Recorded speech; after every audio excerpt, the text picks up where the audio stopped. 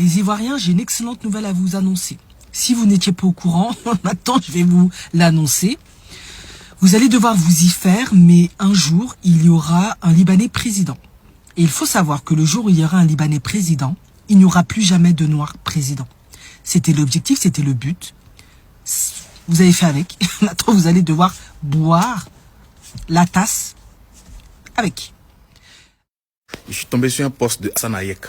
Ça m'a tellement choqué que je veux partager ça avec vous. Il y a des choses très graves qui se passent en Côte d'Ivoire sous vos yeux que vous n'avez pas vu venir. Famille, tu finis de regarder cette vidéo, il faut partager à tout. Et dans ce post que Hassan Hayek a mis ici, il est dit que à New York, il y a un monsieur de 34 ans qui est d'origine indienne qui se présente à la mairie de New York. Donc, monsieur Hassan Hayek, qu'est-ce que tu veux nous faire comprendre?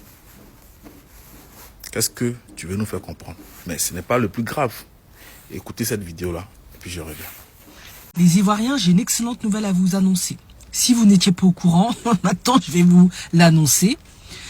Vous allez devoir vous y faire, mais un jour, il y aura un Libanais président.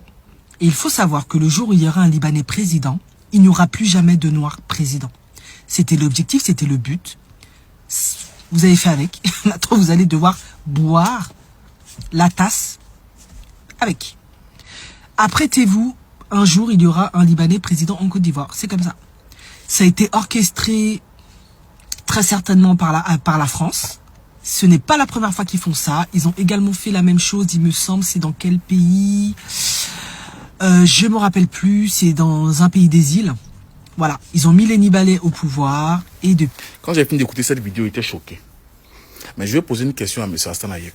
Il n'a pas nous montrer dans une seule ville au Liban où il y a un seul noir qui a la possibilité d'être même médecin quelque part au Liban. Qu'ils nous disent. Qui nous montre dans un seul village au Liban où un noir a la possibilité d'avoir une boutique. Il va nous montrer, puisque tu parles des États-Unis. Il faut nous montrer chez toi où nous les noirs on a la possibilité d'avoir même une boutique chez toi. Ça n'existe pas. Vous venez chez nous, vous venez vous jouer les gentils, alors que chez vous là, vous êtes qu'un noir. D'après la Chambre de commerce d'industrie libanaise de Côte d'Ivoire, les Libanais contrôleraient 40% de l'économie globale du pays. Mais pour entrer dans le détail, les Libanais contrôleraient 80% du parc immobilier privé de la Côte d'Ivoire. 80%. Les Libanais contrôleraient 60% du commerce en Côte d'Ivoire. Mais pour aller plus loin, les Libanais contrôleraient 90% de la distribution de détail en Côte d'Ivoire. Et les Libanais contrôleraient 60% de l'industrie ivoirienne. C'est hallucinant, c'est impressionnant. Pour ceux donc qui disent qu'il faudrait chasser les Libanais, j'ai envie de dire, est-ce que la Côte d'Ivoire serait le même pays si on retranche les Libanais et tout leur apport? Question. Mais ce n'est pas tout. En 2013, lors de la visite du président libanais en Côte d'Ivoire, Alassane Ouattara, le président ivoirien lui-même a fourni d'autres données très intéressantes. D'après le président, la communauté libanaise en 2013, c'était donc il y a 10 ans, était déjà à l'époque à l'origine d'un peu plus de 300 000 emplois sur le territoire national. Aujourd'hui, bien évidemment, ce nombre a forcément augmenté considérablement. Mais ces 300 000 emplois entraînaient pour la fiscalité du pays 730 millions de dollars, soit à peu près 350 milliards de francs CFA, ce qui représentait déjà à l'époque, il y a 10 ans, 15% des recettes fiscales de tout l'État. Voilà donc de manière chiffrée et concrète le poids des Libanais dans l'économie ivoirienne. Faut-il se passer des Libanais? Peut-on se passer des Libanais? Je vais vous donner ma réponse dans quelques instants. Mais avant de vous répondre à cette question centrale, j'aimerais que l'on regarde un tout petit peu l'historique. D'où viennent les Libanais en Afrique?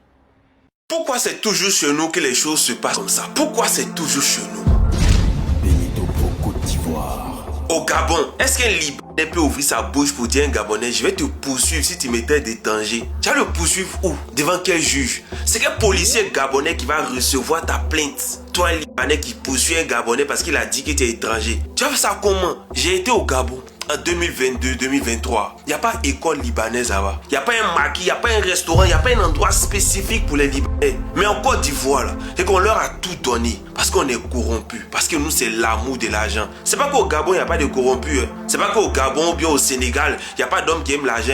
Mais c'est que quand on parle du pays, là, on ne joue pas avec. Vous, les mamans qui avez donné les extraits de naissance, là, c'est-à-dire que vous, quand on vient vous trouver dans les préfectures, les sous-préfectures et les mairies, là, vous faites les papiers là rapidement parce qu'on vous a promis 600 000, 500 000 ou bien 1 million. Donc, quand vous calculez que si vous avez fait 6 extraits de naissance, là, facilement, vous allez avoir 6 millions, 2 millions. Donc, rapidement, vous signez. Mais vous faites du mal au pays. Aujourd'hui, le Libanais dit que lui va poursuivre Ivoirien dans son propre pays si Ivoirien dit qu'il est étranger. Et pourquoi ça ne se fait pas ailleurs? Pourquoi ça ne se fait pas ailleurs alors qu'il y a les Libanais partout? Les Libanais, même les plus grosses communautés se trouvent en Espagne. Pourquoi ça ne se fait pas là-bas? Et puis c'est chez nous en Côte d'Ivoire que ça s'est fait. Et quand ils parlent, on dit oui, mais il y a le code des nationalités. Oui, ils sont Ivoiriens, donc ils ont le droit. Ils sont Ivoiriens, ils ont le droit comment? Quand dans eux, les pays, toi, tu ne peux pas te promener ton passeport. Quand dans eux, leur propre pays, tu ne peux pas aller là-bas et puis ta femme va accoucher, va avoir un enfant. C'est impossible.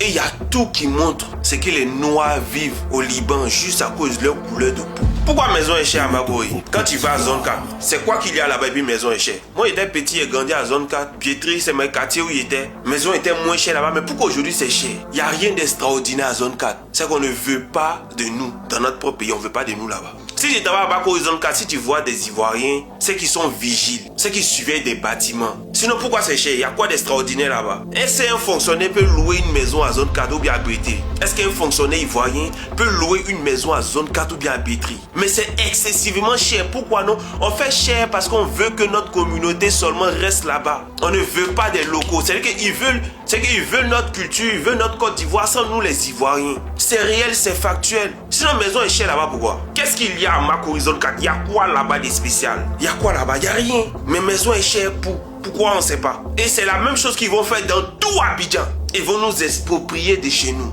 Regardez tous les pays où ceux-là ils sont. C'est pas qu'il n'y a pas des noirs là-bas, il y a des noirs. Mais regardez comment ces noirs là vivent. Je ne vais pas citer des pays ici pour ne pas m'attaquer spécifiquement aux gens. Mais regardez tous ces pays où ils sont. Il y a des noirs, il y a des communautés noires. Mais renseignez-vous comment ces noirs là sont marginalisés. C'est ce que vous voulez en Côte d'Ivoire? C'est ce que vous voulez? Regardez des quartiers où ils sont. Comment ça se fait? Et que j'imagine, au Gabon, au Sénégal, quartier pour les Liboules, c'est impossible. C'est impossible. Mais c'est chez nous que ça se fait. Pourquoi ça se fait chez nous? Chacun vend le pays à son niveau. Nos dirigeants sont super corrompus. Ils ont besoin des Libanais pour pouvoir faire des blanchiments d'argent, des blanchiments des capitaux et même d'autres services très sales. Comme les passeports, on en a entendu, il y a forcément le nom des Libanais dedans. Tous les services où il y a vol, où il y a détournement d'argent, il y a forcément le nom des Libanais dedans. Accompagné d'un ministre ou bien d'un président ou bien d'un député, c'est qui est sûr, ces mêmes galettes là. Mais c'est toujours comme ça. Même pour la colonisation. Mais les Libanais étaient les cafards du bateau. Dans les navires des colons là. Les cafards là, c'était les Libanais.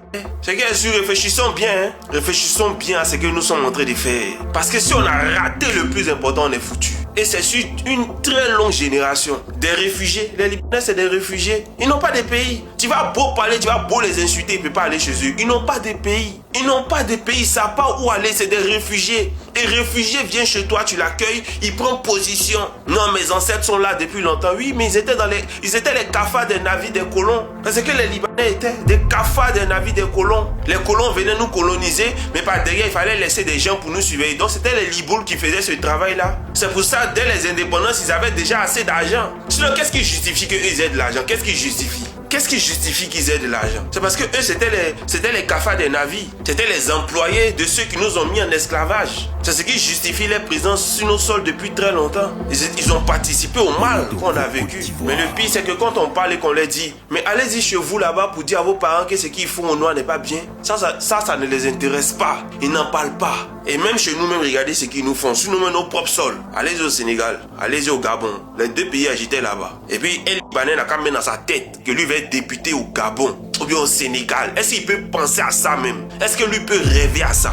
Oh, comme Adjoujou l'a dit, c'est qu'il dit ça en silence à sa femme. Mais il ne peut jamais mettre ça dans sa tête. Mais c'est chez nous en Côte d'Ivoire. C'est que le pays où on veut faire comprendre à tout le monde que tout le monde est étranger. Tout le monde est étranger en Côte d'Ivoire. Non, vraiment, nos historiens, mettez-vous au travail. Hein. Mettez-vous au travail. Parce que si on nous insulte, là, on nous traite d'étrangers dans notre propre pays, là, c'est parce que vous ne faites pas votre travail. Mais Yako, quoi. Yako. Au Liban, la guerre entre Hezbollah et Israël a exacerbé les souffrances des milliers de travailleurs migrants déjà confrontés à des conditions difficiles.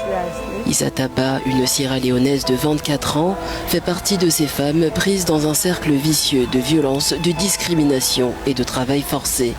Après avoir fui la guerre et les violences qu'elle a subies, elle espère pouvoir rentrer chez elle avec son bébé. Depuis que je suis arrivée ici, j'ai traversé beaucoup d'épreuves. J'ai souffert, ce n'était pas facile. Parfois, j'ai obtenu quelques aides, mais je dois absolument avoir les papiers de mon bébé parce qu'elle est blanche. Heureusement, l'OIM a trouvé un avocat pour m'aider à obtenir ces papiers et rentrer chez moi. Mais il cherche à localiser le père de mon bébé, sauf qu'il n'y a pas de père car j'ai été violée. Au Liban, les migrantes sont souvent confrontées à des abus dans le cadre du système kafala qui les empêche de travailler librement.